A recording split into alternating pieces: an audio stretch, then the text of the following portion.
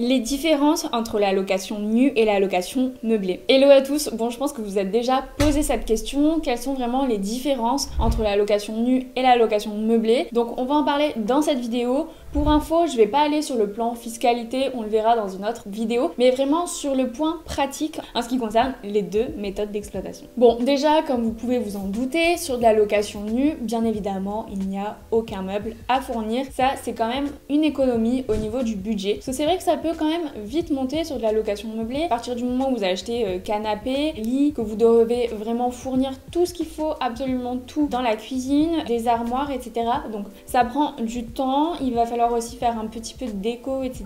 Donc clairement, sur la location nue, le gros avantage, c'est clairement de ne pas avoir de meubles à fournir. Ça, gros plus. Deuxième avantage quand même sur de la location nue, c'est vrai que les locataires ont tendance quand même à rester un petit peu plus longtemps. Forcément, vous êtes sur des personnes qui sont là, qui ont envie de se projeter dans le bien, donc ils vont devoir eux-mêmes acheter leurs meubles. Donc on est sur des personnes qui auront déboursé de l'argent pour s'installer dans votre appartement. On est sur des personnes qui sont peut-être dans des situations où elles ont un peu plus les moyens et qui surtout ne se projettent pas de déménager tous les 6 mois, puisque forcément un déménagement ça prend du temps et c'est assez long, et c'est assez long de s'installer dans un bien qui est sans meubles. Forcément on se projette sur plusieurs années. En face de ça, sur de la location meublée, c'est vrai qu'on a tendance à avoir des locataires qui vont rester un petit peu moins longtemps. Ça concerne en général par exemple des étudiants, forcément, puisque les étudiants ils ont des projets qui sont différents, ils n'ont pas forcément les moyens aussi de débourser, je sais pas, pour s'installer dans un appartement 3000 € d'un coup, acheter des meubles, ils n'ont pas forcément les moyens aussi de payer des déménageurs. Donc c'est vrai, en général on se dit quand même que les biens avec des meubles, ça va être plus pour des personnes qui vont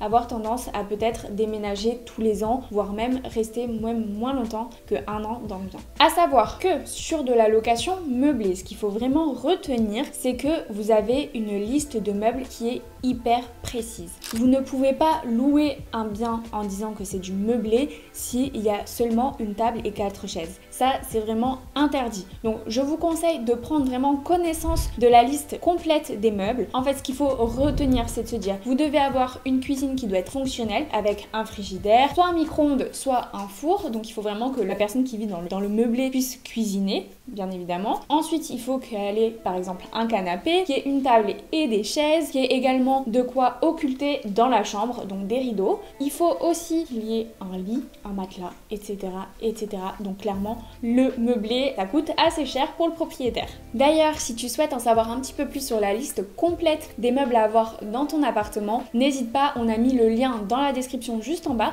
pour rejoindre notre formation gratuite de 2 heures où tu retrouveras la liste complète des meubles à intégrer dans ton meublé. Donc on a évoqué dans cette vidéo les meubles, on a également évoqué la partie locataire, combien de temps y rester dans l'appartement. Il faut savoir aussi que du coup sur un meublé tu vas avoir un petit peu plus de vacances locatives. La vacance locative c'est quoi? C'est la période durant laquelle le locataire ne sera pas dans ton appartement, c'est-à-dire que ton appartement il ne sera pas loué, l'appartement sera vide, tu n'auras pas de revenus grâce à ton appartement. Ça quand même il faut retenir que sur un bien classique meublé, la vacance locative elle peut être parfois importante selon le secteur dans lequel tu te trouves. Si t'es pas sur un secteur tendu, et bien parfois tu peux avoir 1 mois voire même 2 mois de vacances locatives. Également bien sûr, pourquoi est-ce que les personnes restent un petit peu moins longtemps dans du meublé?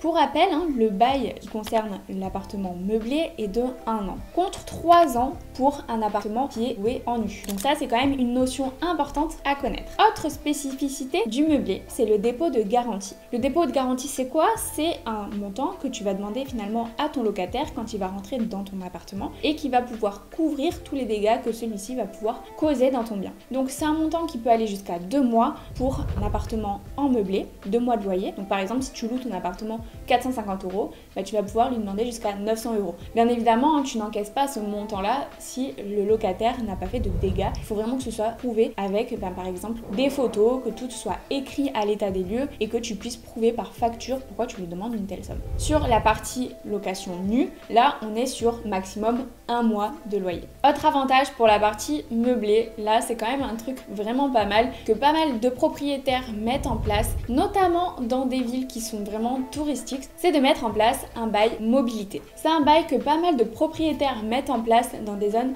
un petit peu tendues, des zones quand même assez touristiques. Et donc en fait le bail mobilité ça consiste à louer ton bien pendant 9 mois, donc tu fais un contrat de 9 mois en général, et tu vas pouvoir le louer à des étudiants ou des professionnels en déplacement. Donc tu auras pendant 9 mois un professionnel ou des étudiants dans ton logement, et les 3 autres mois de l'année, je pense que tu l'auras compris, tu vas pouvoir faire de la courte durée. Clairement c'est vraiment une bonne solution si toi tu es capable de trouver une solution pour l'été et pouvoir gérer la location en courte durée, mais clairement c'est une super solution. Alors attention par contre, petit bémol, avec le bail mobilité, tu ne peux pas demander de dépôt de garantie, c'est-à-dire que tu ne peux pas demander de caution, de montant à l'entrée du locataire dans ton bien si jamais il fait des dégâts. Bon, et dernier point, et pas des moindres, c'est quand même la fiscalité. C'est quand même vachement plus intéressant la fiscalité en meublé plutôt qu'en location nue, mais ça on le verra dans une prochaine vidéo. Et bien évidemment, la fiscalité, ça dépend encore une fois de ta situation de toute façon. Alors je te dis à très vite dans la prochaine vidéo pour en savoir un petit peu plus.